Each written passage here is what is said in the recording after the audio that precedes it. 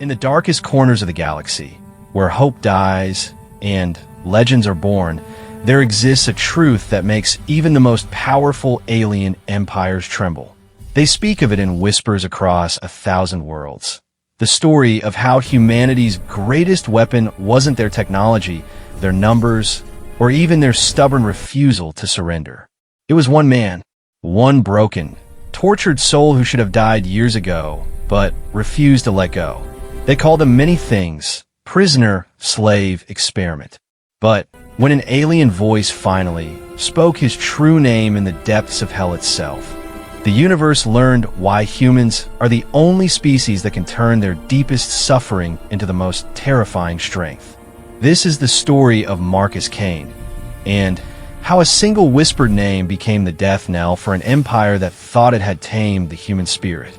Some chains are meant to be broken. Some silence is meant to be shattered. And some names carry the weight of an entire species' fury. The metal floor was cold against Marcus Kane's cheek, but he had stopped feeling the chill years ago. His body had adapted to many things during his imprisonment aboard the Zephyrian research vessel Torment's Edge. Pain had become a constant companion, hunger a familiar ache, and hope had withered away like everything else human in this place. The cell measured exactly 7 feet by 7 feet. Marcus had counted the rivets in the walls 1,000 times over. 347. He knew because counting kept his mind sharp, kept him human when everything else about this place tried to strip that away from him. Outside his cage, alien voices chittered in their musical language. The Zephyrians sounded like wind chimes in a gentle breeze when they spoke, but Marcus had learned to hear the cruelty beneath their beautiful words. Beauty and horror often went hand in hand in this galaxy, he had discovered. The Zephyrians were living proof of that truth. Dr. Veltar approached his cell, her crystalline features catching the harsh artificial light. She was what humans might call beautiful, if beauty could be carved from living diamond and given the coldest eyes in the universe. Her species had evolved on a world of eternal twilight, and their bodies reflected that strange, ethereal environment. Translucent skin revealed the slow pulse of their silver blood, and their elongated limbs moved with an unsettling grace. Subject 47, she said in accented English, her voice like breaking glass.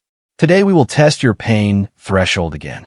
The Council is most interested in human durability limits. Marcus didn't respond. He had learned long ago that silence was his only weapon, his last defense against their attempts to break him completely. They wanted him to scream, to beg, to show them the depths of human desperation. Instead, he gave them nothing but the steady rhythm of his breathing and the defiant beat of his heart. The Zephyrian research facility was a maze of corridors and laboratories, all designed with the elegant efficiency his captors prized. Everything was smooth curves and soft lighting, making the facility look more like an art gallery than a place of systematic torture. But Marcus knew better. He had been brought to dozens of these rooms, each one containing instruments of suffering that would make medieval inquisitors weep with envy.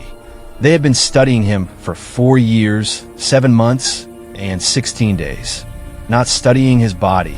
They had figured out human physiology within the first few weeks. No, they were studying something far more valuable and dangerous: the human spirit. What made humans fight when logic said they should surrender? What drove them to acts of seemingly impossible courage? How did they turn despair into determination? The Zephyrians had encountered humanity during their expansion into what they considered empty space. Earth's first colony ships had been easy prey for their superior technology. But the humans aboard those vessels had fought with a ferocity that shocked the elegant aliens. Even when defeat was certain, even when death was inevitable, humans kept fighting. It wasn't logical. It wasn't rational. It was something the Zephyrians had never encountered in their 1,000-year empire. So they began to study their captives. Most died within months, unable to withstand the clinical brutality of Zephyrian science. But Marcus endured. He absorbed their punishments, survived their experiments, and refused to break. He had become their most valuable subject, the key to understanding what they saw as humanity's greatest weakness and strength. "You will respond today," Dr. Veltar said, activating the cell's pain field.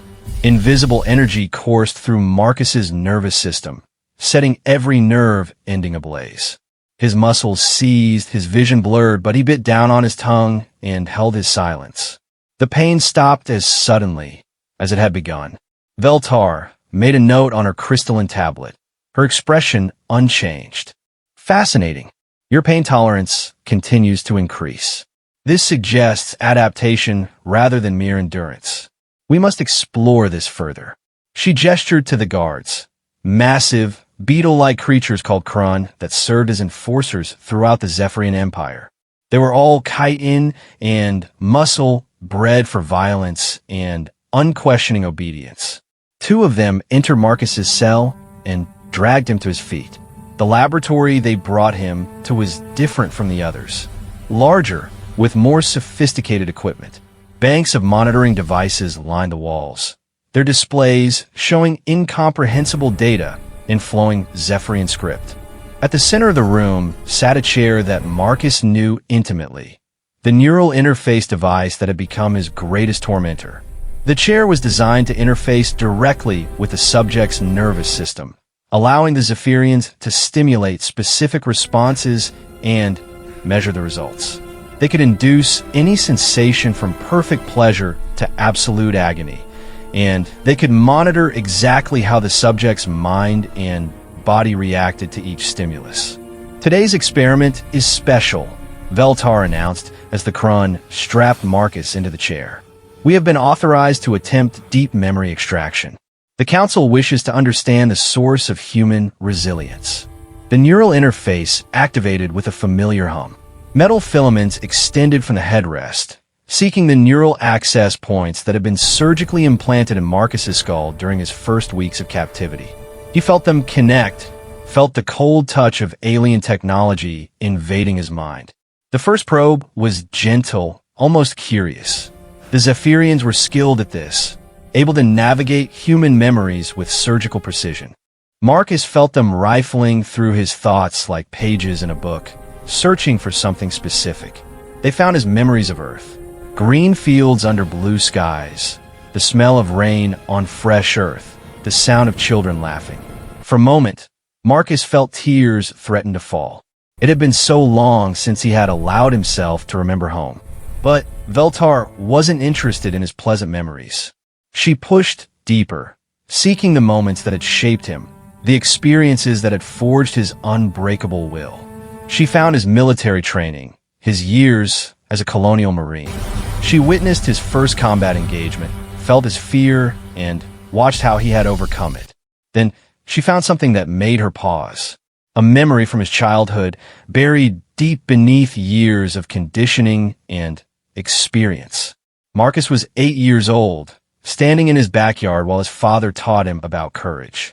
"Son," his father had said, kneeling down to meet Marcus's eyes, "there's going to come a day when everything seems hopeless, when the whole world is against you and you can't see any way forward. That's when you'll discover what you're really made of. Because humans don't just survive, Marcus. We endure. We overcome. And sometimes when everything else fails, we become something more than what we were."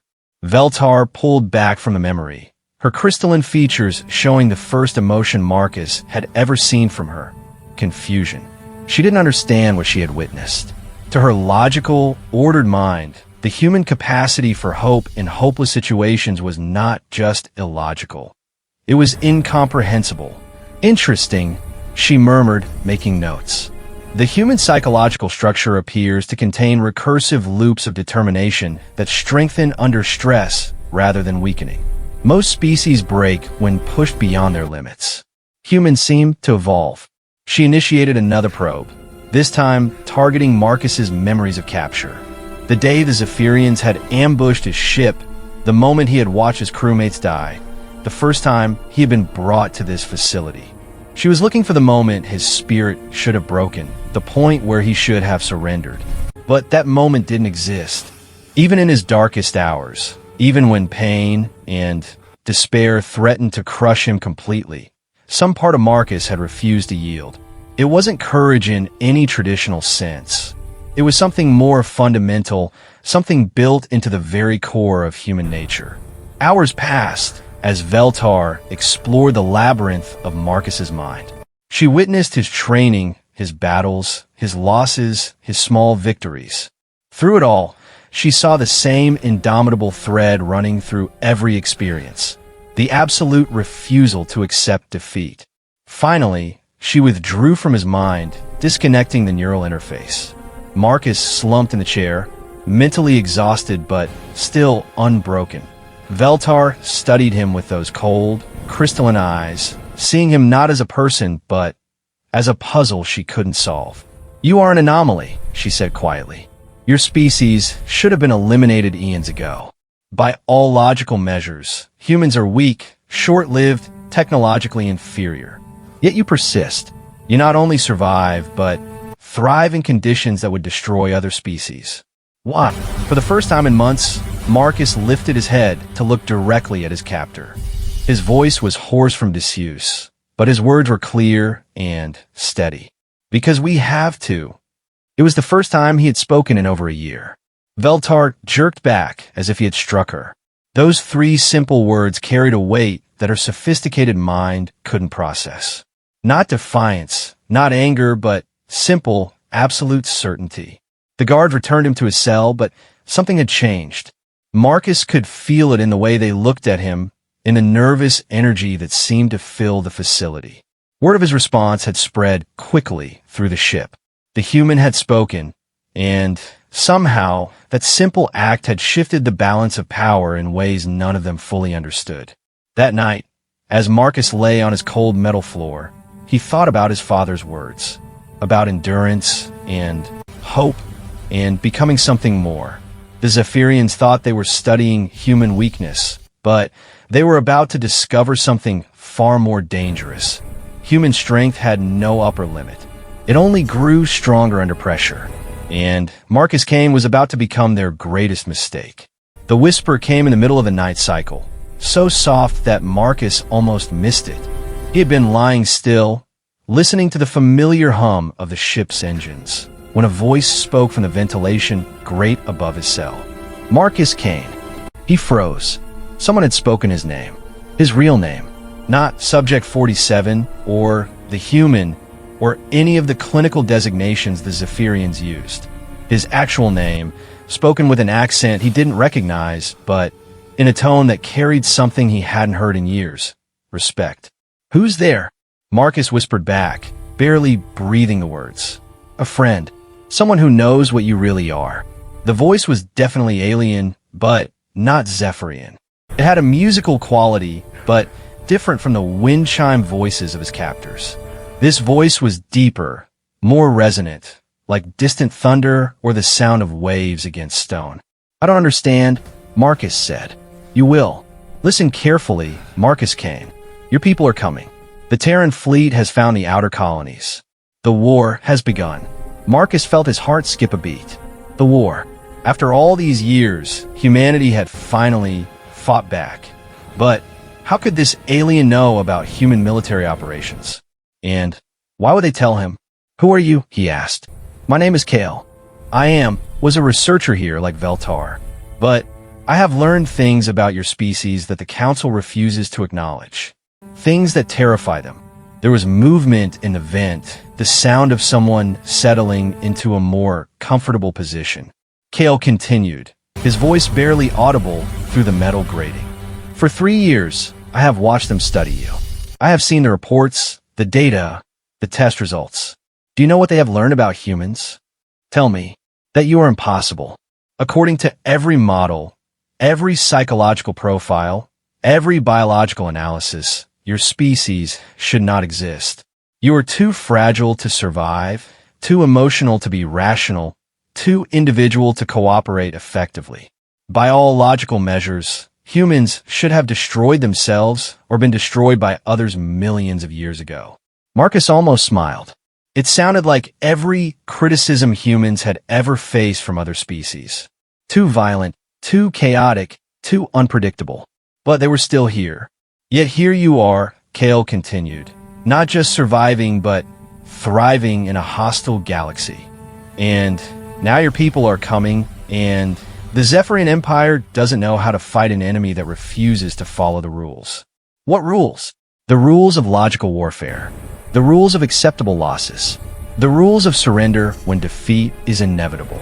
Your species appears to have never learned these rules. Over the following nights, Kale returned, always in the middle of the sleep cycle, always speaking through the ventilation system. Slowly, Marcus learned about his mysterious ally and the larger situation developing across the galaxy. Kale was a member of a species called the Vauldery, ancient allies of the Zephyrians who served as diplomatic liaisons and cultural analysts. His people were natural empaths, able to understand and relate to other species in ways the crystalline Zephyrians could not. They were valued advisors in the Empire, helping to integrate newly conquered worlds and pacify resistant populations. But the humans had changed everything. When your first colony ships were captured, Kale explained during one of their nocturnal conversations, the Empire expected standard integration procedures to work. Offer the survivors a place in our civilization, show them the benefits of joining a galactic community, demonstrate the futility of resistance.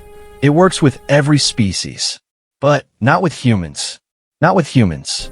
Your people looked at our advanced technology, our vast fleets, our 1,000 conquered worlds, and they declared war anyway.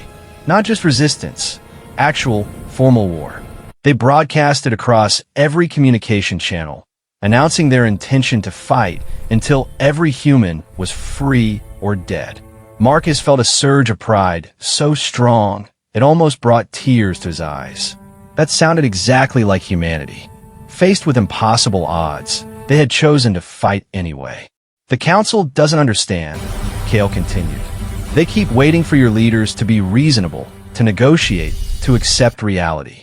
Instead, your fleets attack our positions with kamikaze tactics. Your ground forces fight to the last soldier. Your civilians choose death over surrender. Good. Marcus, your people are being slaughtered. The Empire has resources you can't imagine. Ships that dwarf your largest vessels. Weapons that can crack planets. Armies numbering in the billions. How is this good? Because we're making you afraid. There was a long silence from the vent. When Kale spoke again, his voice carried something that might have been admiration. You're right. For the first time in 1,000 years, the Empire is afraid. Not of losing. They still believe victory is inevitable. They're afraid of what victory will cost. Every human world conquered requires 10 times the resources of any other campaign. Every human captured requires constant surveillance because you never stop trying to escape. Every human killed seems to inspire 10 more to fight harder. Marcus learned that the research facility where he was held wasn't unique. There were dozens of similar installations throughout the Empire, all dedicated to understanding humanity. The Zephyrians were desperate to find some psychological or biological weakness they could exploit, some way to break human resistance without destroying every human in the galaxy. They're running out of options, Kale said during another midnight conversation. The Council is split between those who want to continue studying humans and those who advocate for complete extermination. The extermination faction is growing stronger every day. What changed your mind? Marcus asked one night. Why are you helping me? Because I've been watching you for 3 years, Marcus Kane. I've seen what they've done to you, how they've tried to break you. And I've realized something that terrifies the Council more than human military tactics or kamikaze attacks. What? You're not broken. After everything they've done to you, all the pain, all the experiments, all the isolation, you're not broken. You're not even close to being broken. If anything, you're stronger now than when they captured you. It was true. Marcus could feel it in himself, a core of strength that had only grown harder under pressure. Every day of captivity, every session in the neural interface, every moment of pain had not weakened him, but forged him into something more resilient. There's something else, Kale said. Something I discovered in the restricted archives. Do you know how many species the Empire has conquered in its 1,000-year expansion? No, 473. Do you know how many of those species are still fighting active resistance movements? Tell me. 1. Only humans. Every other conquered species eventually accepted their situation and integrated into the Empire. Some took decades, some took centuries, but eventually they all stopped fighting. Except humans. Your people have been captives for less than 5 years, and your resistance is growing stronger, not weaker. Marcus absorbed this information, filing it away with everything else Kale had told him.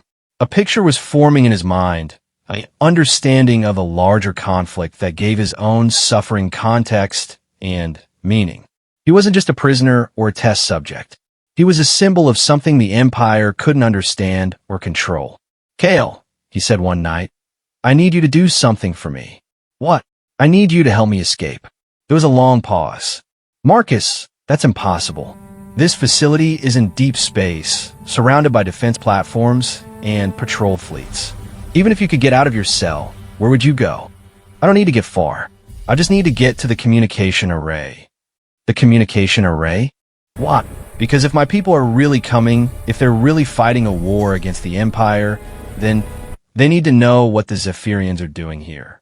They need to know about the research facilities, about the experiments, about the other human prisoners.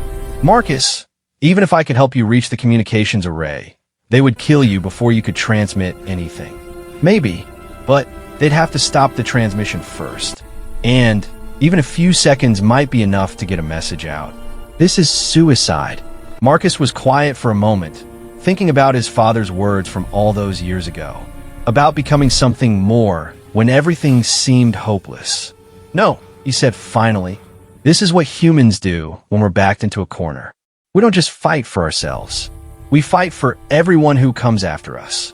Kale was silent for a long time. When he spoke again, his voice carried a new tone, something like awe.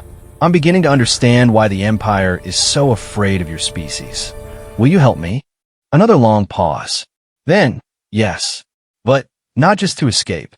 I think it's time the galaxy learned the truth about what's happening here, about what the Zephyrians are doing to human prisoners, about what they've learned from their experiments.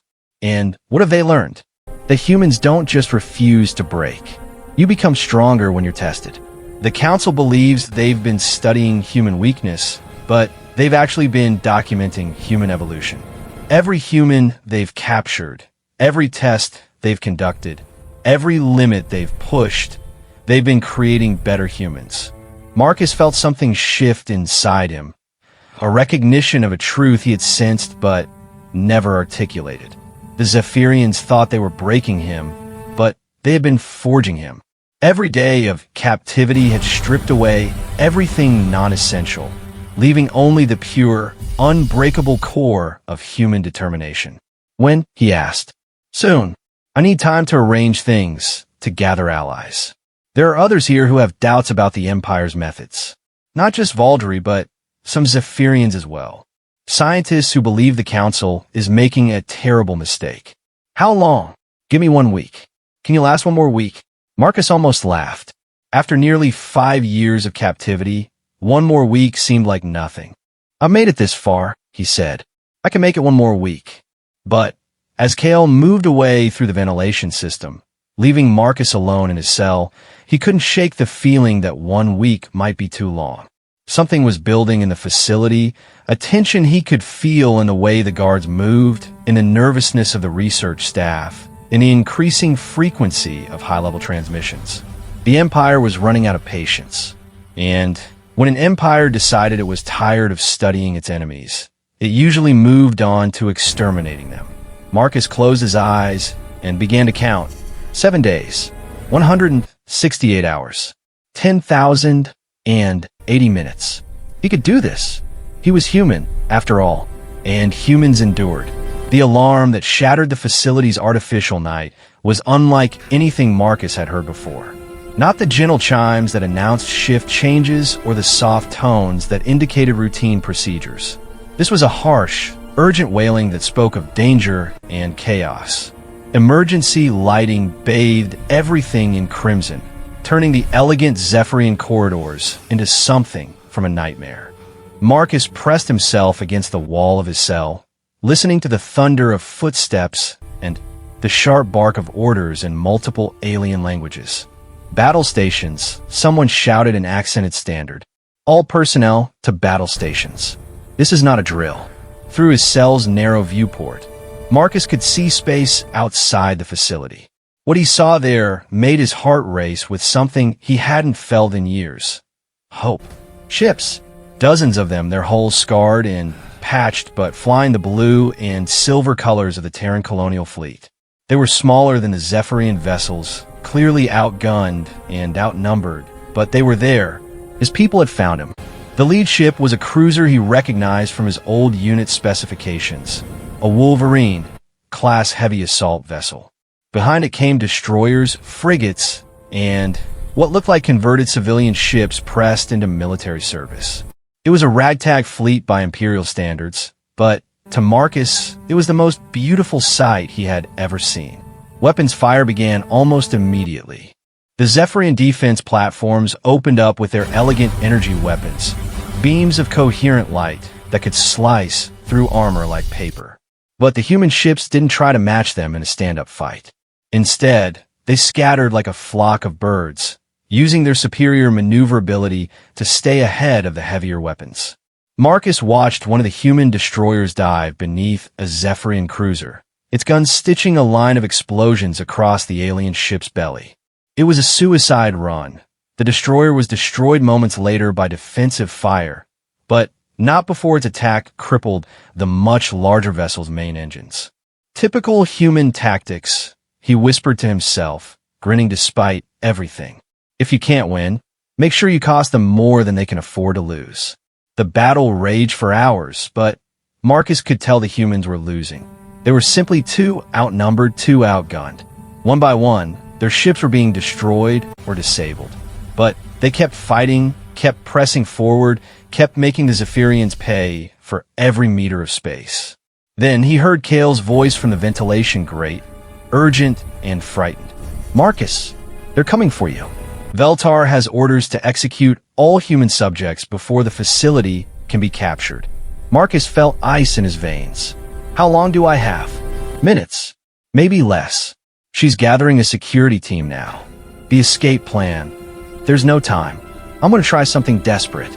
Stand back from the door. Marcus pressed himself against the far wall of his cell.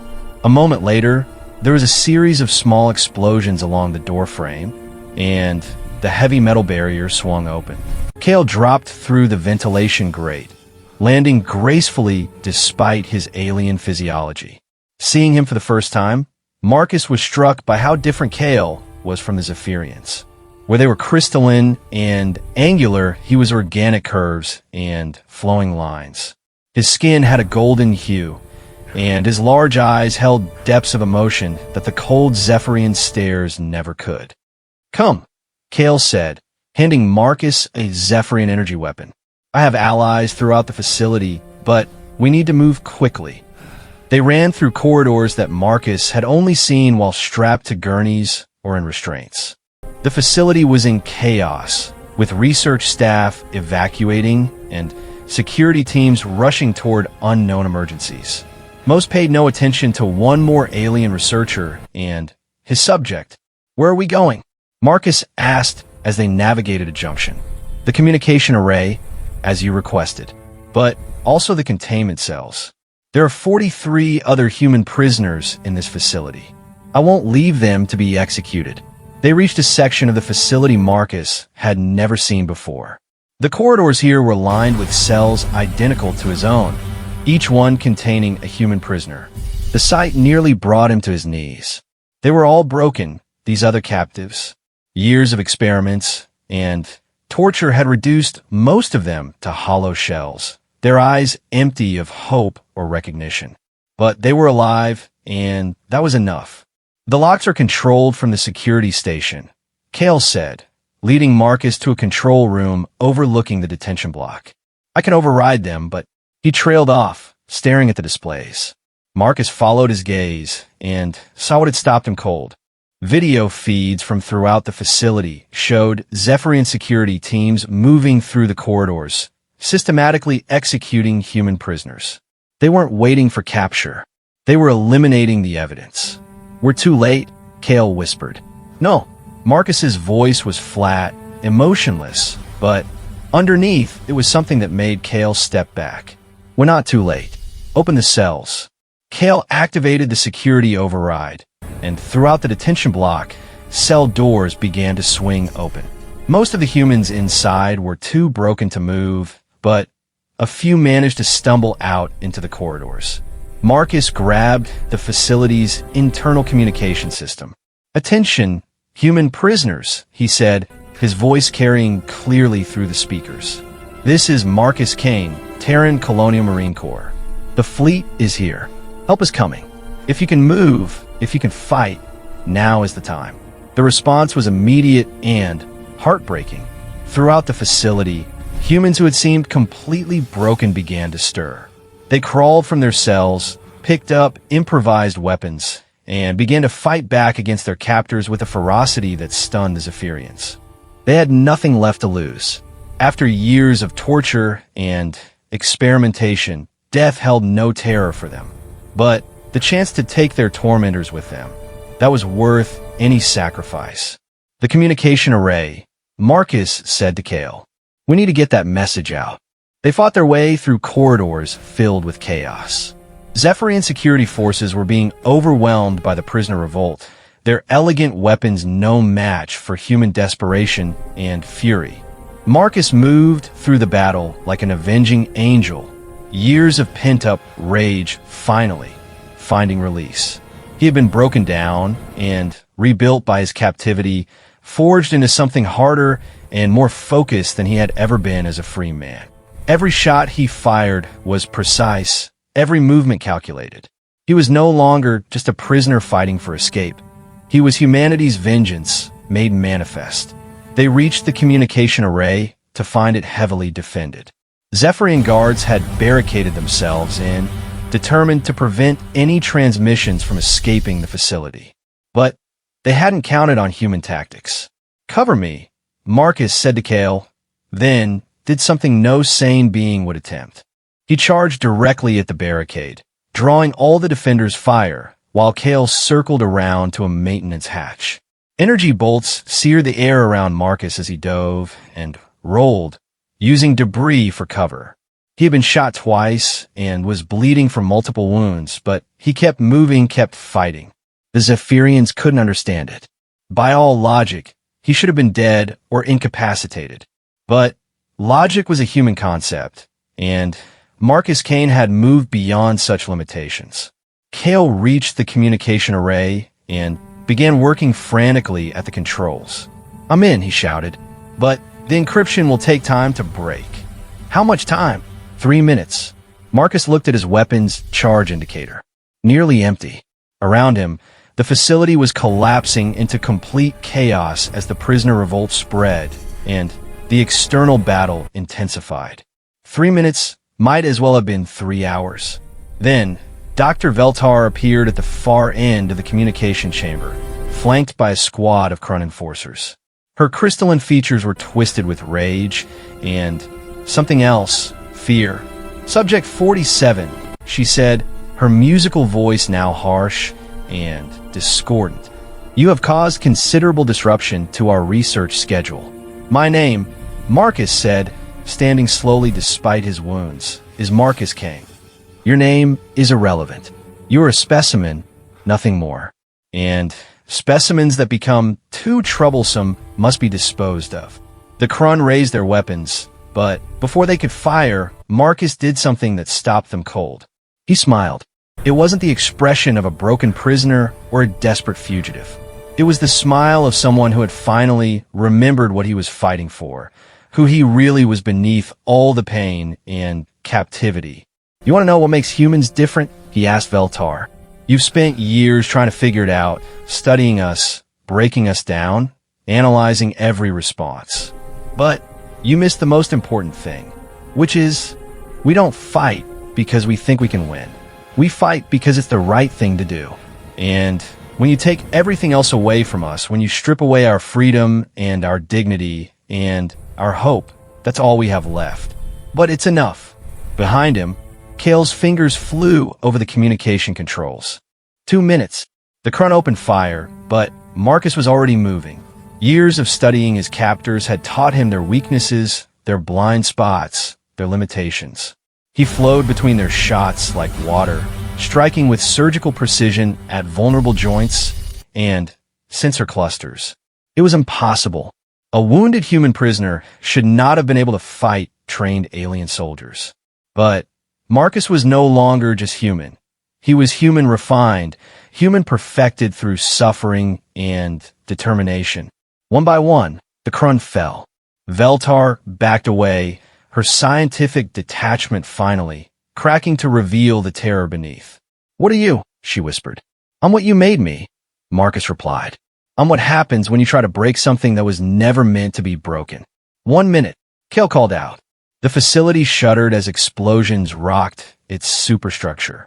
The human fleet was losing the space battle, but they were making their final push count.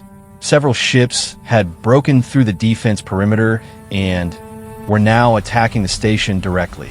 Marcus turned to the communication array. This was it, his chance to get word out about the research facilities, about the other prisoners, about everything the Empire was doing to human captives. He began composing his message, knowing he might only have seconds to transmit. "This is Marcus Kane, Terran Colonial Marine Corps, service number 2847, Delta 9. I am transmitting from a Zephyrian research facility designated as Project Silent Night. The coordinates are..." The transmission began to upload, but Marcus could see Veltar reaching for an emergency shutdown control. He lunged forward, tackling her just as she activated the device. Transmission interrupted. Kale called out. "I don't know if it got through." "It got through enough," Marcus said, struggling with Veltar. "They'll know where to look now." The facility's lights went out, emergency power failing as the human attack intensified. In the darkness, Marcus could hear the sound of his people fighting and dying, could feel the station beginning to break apart under the assault. He had done what he could. Whether it was enough remained to be seen. But for the first time in nearly 5 years, Marcus Kane felt free. The rescue ship Defiance was nothing like the sleek Zephyrian vessels Marcus had grown accustomed to seeing.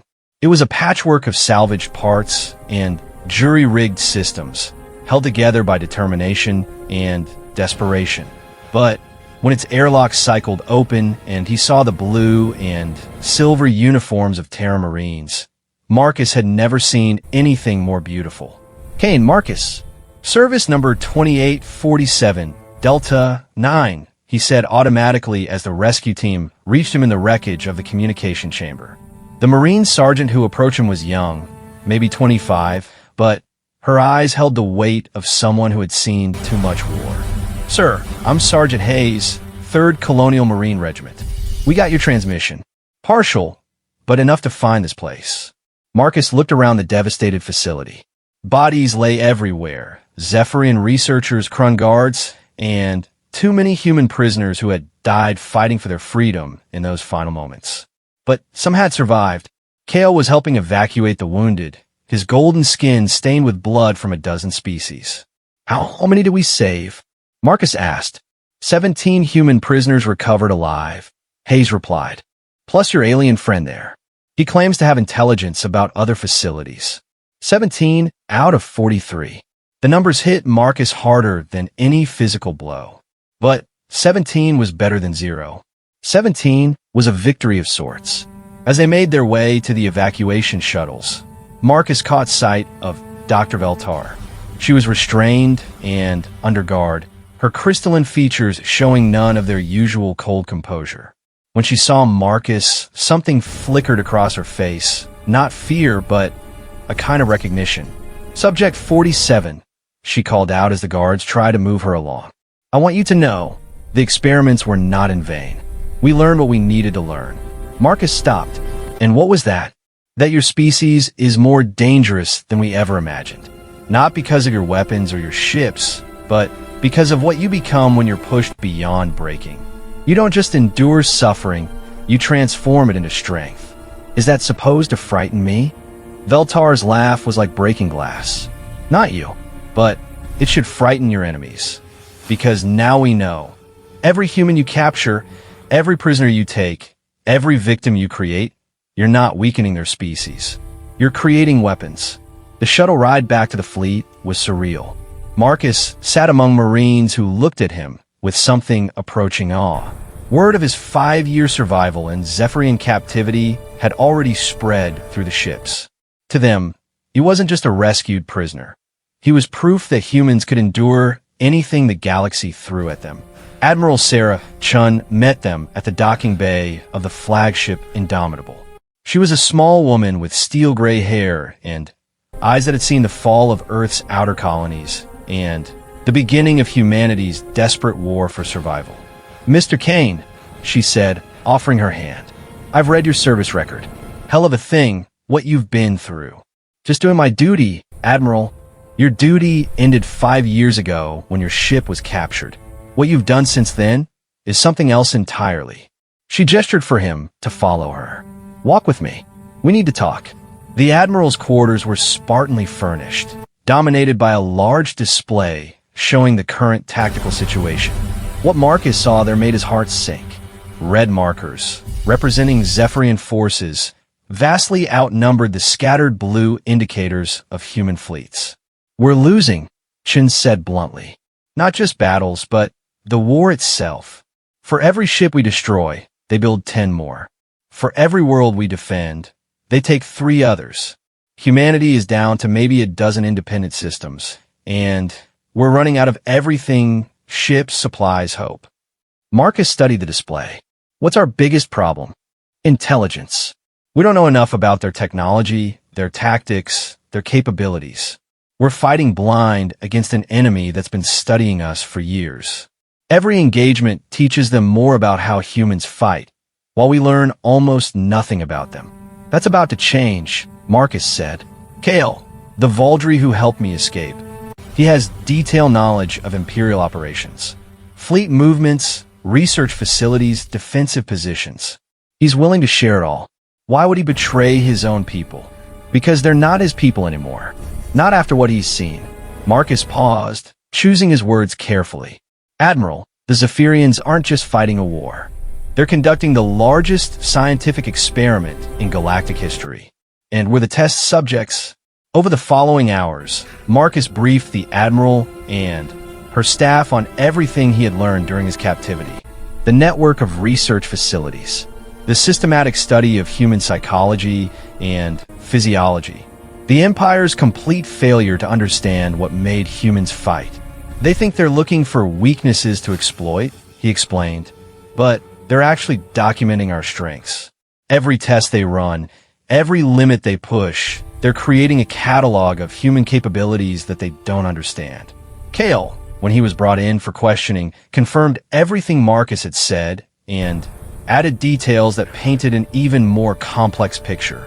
"The Empire is fracturing," the Valdry explained, his musical voice carrying undertones of sadness. "The war with humanity has revealed deep philosophical divides. Some believe humans should be exterminated as too dangerous to control. Others want to continue studying you, convinced they can find a way to break your resistance. A few, like myself, believe the Empire needs to find a way to coexist with your species. What about the Emperor himself?"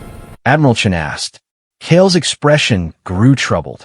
"Emperor Zethkar is ancient, even by our standards.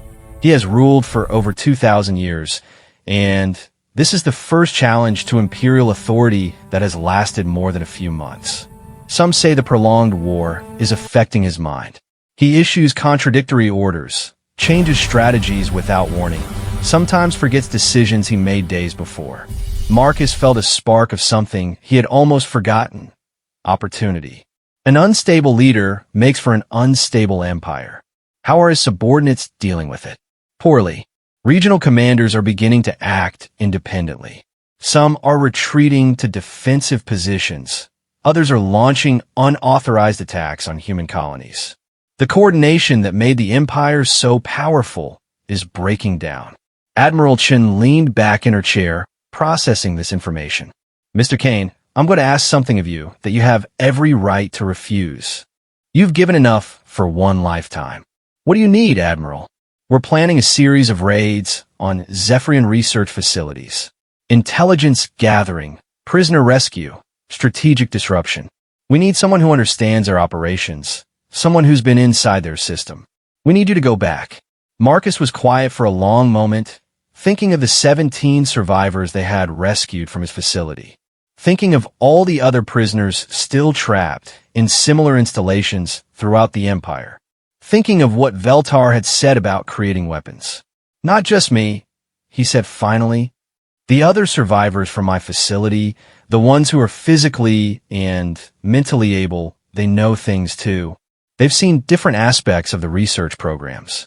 And they have the same motivation I do, which is making sure no one else has to go through what we went through. The planning session that followed lasted 3 days. Maps of known research facilities, intelligence reports from Kale's network of contacts, tactical assessment from the fleet's best strategists. What emerged was ambitious and dangerous. A coordinated strike against 6 facilities simultaneously, designed to rescue prisoners and gather intelligence while disrupting the Empire's research programs. Marcus found himself assigned to lead the assault team, targeting a facility designated as Deep Study Alpha. According to Kale, it was where the Empire's most important human-related research was conducted. If there were high-value prisoners to be rescued or critical intelligence to be gathered, that's where they would find it. His team was a mix of Marine veterans and rescued prisoners who had volunteered for the mission. Each of the former captives brought something unique to the operation: knowledge of Zephyrian psychology, experience with their security systems, or simply an understanding of what it meant to suffer under alien rule. You know, this is probably a one-way mission, Sergeant Hayes said, as they prepared for departure. She had requested assignment to Marcus's team, claiming she wanted to learn from the best survivor in the fleet. Most missions are one way if you think about them too hard, Marcus replied. The trick is not thinking about it. But privately, he knew she was right. Deep Study Alpha was heavily defended, located in the heart of Imperial space. Even if they succeeded in their primary objectives, getting out alive would require luck as much as skill. The night before departure, Marcus stood in the observation deck of the Indomitable, looking out at the stars.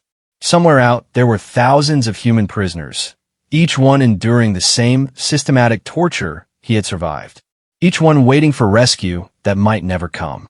Kale approached quietly, moving with the fluid grace that characterized the species. You don't have to do this, Marcus Kane. You've already done more than anyone could ask. Yes, I do, Marcus replied. Because if I don't, who will? And if no one does, then what was the point of surviving all those years in that cell? The Council believes humans are fundamentally irrational. They see this mission as proof of that. No logical species would risk valuable resources and experienced personnel on such a desperate venture. Marcus smiled, remembering his father's words about becoming something more when everything seemed hopeless. Maybe that's exactly why we're going to win. Logic has limits. Hope doesn't. And if you don't make it back, then you make sure the next team does. And the team after that. We keep going until every human prisoner is free, or until there are no more humans left to save. Kale was quiet for a moment, studying Marcus with those deep, emotional eyes. I think I'm beginning to understand what terrifies the Empire about your species. What's that? You don't just refuse to surrender. You refuse to accept that surrender is even an option. To you, defeat is only temporary. Victory is the only acceptable outcome, no matter how long it takes or what it costs. As they stood there in the starlight, Marcus thought about the long journey that had brought him to this moment. From a broken prisoner, counting rivets in a cell, to a leader preparing to strike back at his former captors. The Zephyrians had tried to break him, but instead they had forged him into something harder and more focused than he had ever been. Tomorrow, he would find out if what Veltar had said was true. If the Empire's experiments had really created weapons out of their victims. If they had, Marcus Kane was about to become their greatest nightmare. Deep Study Alpha was a fortress hanging in the void, its crystalline architecture gleaming like a jewel against the star field. But Marcus had learned not to be deceived by Zephyrian beauty. Beneath that elegant exterior lay chambers of suffering that would have impressed the most creative demons of human mythology. The assault began exactly as planned, which should have been the first warning that something was wrong. Marcus's team infiltrated the station through maintenance shafts, following schematics provided by Kale's intelligence network. They moved through corridors filled with the familiar sights and sounds of Zephyrian research, the musical chatter of scientists, the soft glow of monitoring equipment, the underlying hum of life support systems. But there were no guards. "This doesn't feel right," whispered Torres, one of the rescued prisoners from Marcus's original facility. His expertise in Zephyrian security protocols had made him invaluable for the mission, but his paranoia came from 5 years of captivity. They should have patrols, automated defenses, something. Marcus held up his hand, bringing the team to a halt in a junction between major corridors. Through the walls, he could hear the distant sound of activity, but it was wrong somehow. Too organized, too calm for a facility that should be operating under wartime conditions. "Hayes," he said quietly to his sergeant, "take point team and secure the communication array. If this goes sideways, we need to get word back to the fleet." "Sir, the plan calls for simultaneous objectives. We should stick together until—" "The plan's compromised," Marcus interrupted. "This feels like a trap." But before Hayes could respond, the lights went out. Emergency illumination cast everything in the familiar red glow that Marcus remembered from his escape 5 years before. But this time, the crimson light revealed something that made his blood freeze. Humans, dozens of them, standing in perfect formation in the corridor ahead. But they weren't prisoners or rescued captives. They wore the flowing robes of Zephyrian researchers, and their eyes held the same cold, analytical intelligence Marcus had seen in Dr. Veltar. "Welcome back, Marcus Kane," said the lead figure, speaking in perfect, unaccented English. "We've been waiting for you." The voice was human, but the mannerisms, the posture, even the way the words were chosen, everything was pure Zephyrian. Marcus felt sick understanding wash over him. "Collaborators," Torres breathed. "They turned them." "Not turned," the lead figure corrected. "Improved. Enhanced. We have been given purpose beyond the narrow confines of human emotion and irrationality. We serve the Empire now, as you could serve if you were willing to accept the gifts that await you." Marcus studied the faces of these converted humans. He recognized some of them from intelligence briefings. Missing colonists, captured soldiers, researchers from the outer worlds. All of them lost years ago, all of them presumed dead. Now he knew better. They hadn't been killed. They had been processed. "Dr. Veltar said you would come here," the converted human continued. "She predicted your psychological profile would compel you to attempt a rescue mission despite the obvious risks. She was quite pleased with the accuracy of her models." "Where is she?" Marcus asked, though he suspected he already knew. "Coordinating the Empire's new compliance protocol. Thanks to the data gathered from your captivity and that of thousands of other humans, we now have the tools necessary to transform human resistance into human cooperation. The war will end not with your species' destruction, but with its reformation." The trap was perfect.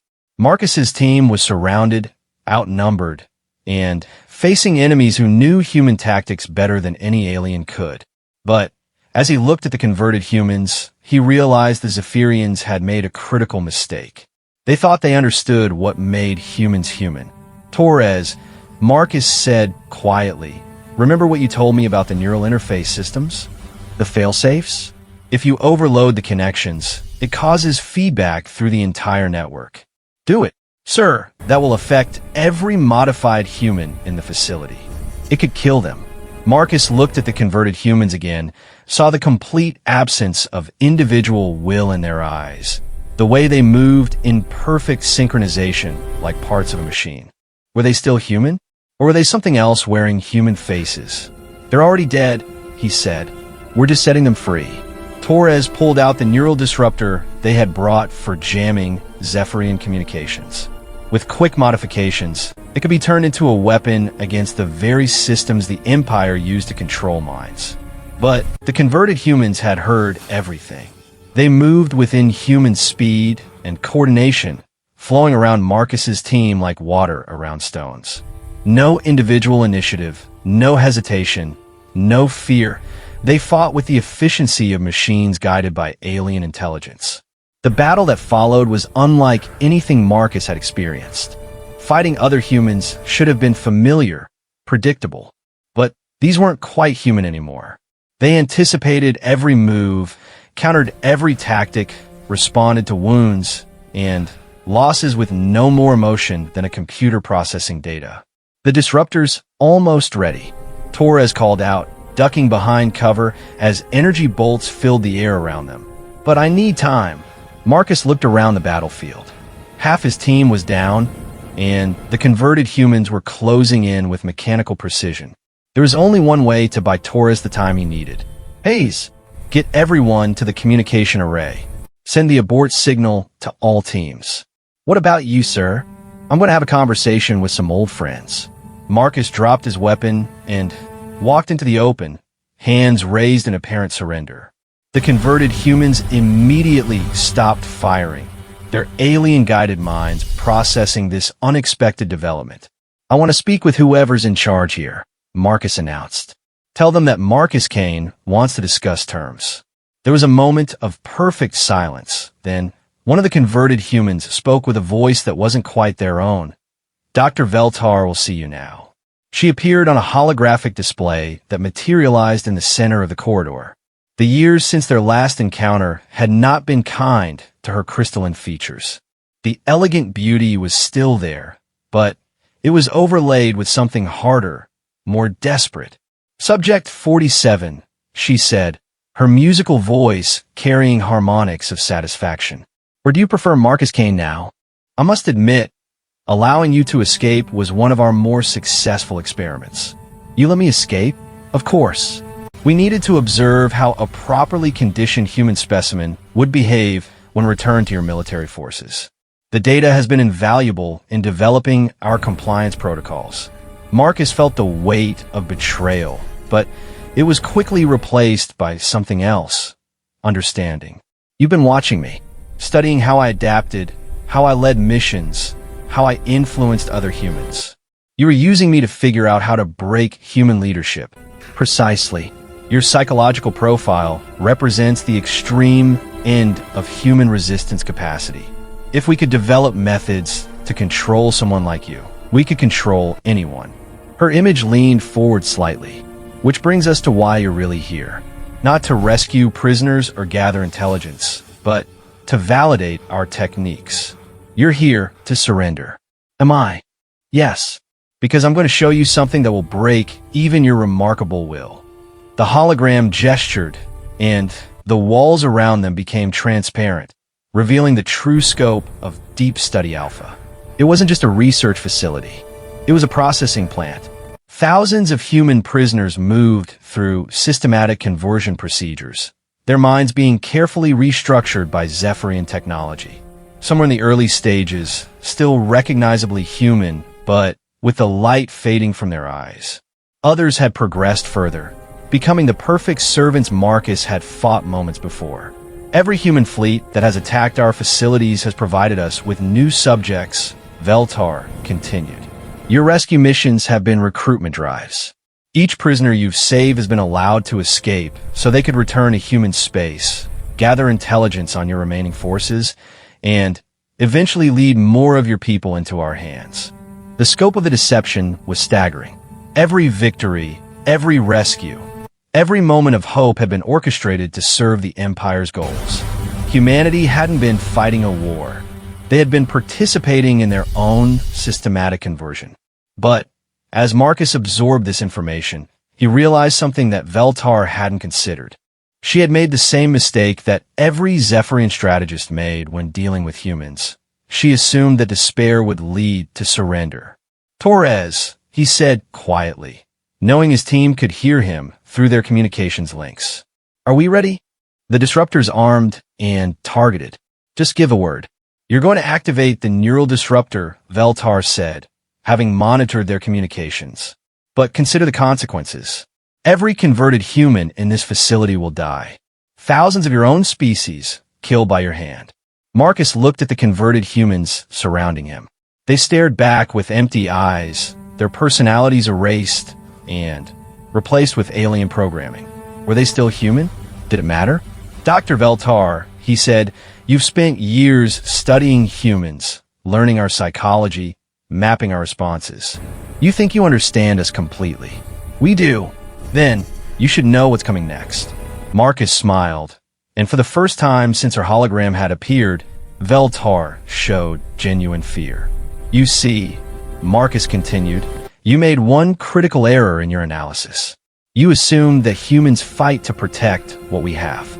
Our lives, our freedom, our civilization. But that's not why we fight. He gestured to the converted humans around him, to the processing facilities visible through the transparent walls. We fight to protect what we could become. And sometimes that means making sure that what we shouldn't become never gets the chance to spread. Torres, he said clearly, do it. The neural disruptor activated with a sound like breaking crystal. Every converted human in the facility collapsed instantly as the alien control systems were overloaded and destroyed. Through the transparent walls, Marcus could see the same thing happening throughout the processing plant. Veltar's hologram flickered and distorted. You've just murdered thousands of your own people. No, Marcus said quietly. I've freed them. But the disruptor had done more than just sever the neural control links. It had sent a feedback pulse through the entire Zephyrian network, carrying with it something the aliens hadn't expected: human memories. The experiences of every converted human, every moment of resistance before their conversion, every fragment of identity that the aliens had tried to erase. For the first time in their species' history, the Zephyrians felt what their victims had felt. They experienced human pain, human loss, human determination, and they couldn't process it. Their ordered, logical minds simply couldn't cope with the chaotic, contradictory nature of human emotion. Throughout the Empire, Zephyrian commanders found themselves paralyzed by unfamiliar feelings. Guilt over their treatment of prisoners, doubt about the righteousness of their cause, and, most terrifying of all, empathy for the species they had been trying to control. The hologram of Veltar flickered one last time. What have you done? Something you never expected, Marcus replied. We infected you with humanity. The station's systems began to fail as the neural feedback spread through every connected network. Marcus's team fought their way to the communication array, sending out the abort signal to the other assault teams, while also transmitting detailed intelligence about the Empire's conversion programs. But they weren't the only ones transmitting. Throughout the Empire, Zephyrian commanders were sending surrender offers, ceasefire proposals, requests for negotiation. The species that had spent 1,000 years conquering the galaxy suddenly found themselves questioning the morality of conquest. As Marcus and his surviving team members evacuated the collapsing station, they could see the effects spreading across nearby Imperial forces. Ships that had been moving to intercept them were now holding position, their crews apparently engaged in heated internal debates. Sir, Hayes said as their shuttle cleared the station's defense perimeter, what exactly did we just accomplish? Marcus watched Deep Study Alpha tear itself apart, its systems overloaded by the feedback pulse that was even now spreading through Zephyrian space. We reminded them that some things can't be conquered, only shared. And sometimes sharing changes everyone involved. Years later, historians would mark the Battle of Deep Study Alpha as the turning point in the Human-Zephyrian War. Not because it was a decisive military victory, but because it fundamentally altered the nature of the conflict. The empire that had spent decades trying to understand and control human resistance found itself infected with the very qualities it had sought to eliminate. Empathy, compassion, and the ability to question authority spread through Zephyrian space like a virus. Some commanders embraced these new feelings, seeking peaceful solutions to conflicts that had raged for years. Others rejected them, fracturing the empire into competing factions. Marcus Kane became a legend in human space, known as the man who had broken not just his own chains, but the mental chains that bound an entire empire. But he never forgot Dr. Veltar's final words, or the truth they contained. Sometimes the greatest victory isn't defeating your enemy. Sometimes it's turning them into something better than they were. And sometimes the most human thing you can do is refuse to let others become less human, even when it costs everything you have. The war wasn't over. It might never truly be over. But it had become something different, not a struggle for survival, but a negotiation for the future. And in that future, Marcus realized both humans and Zephyrians would become something neither species could have imagined alone. The Reaper had collected his due, but what he had harvested wasn't death. It was transformation.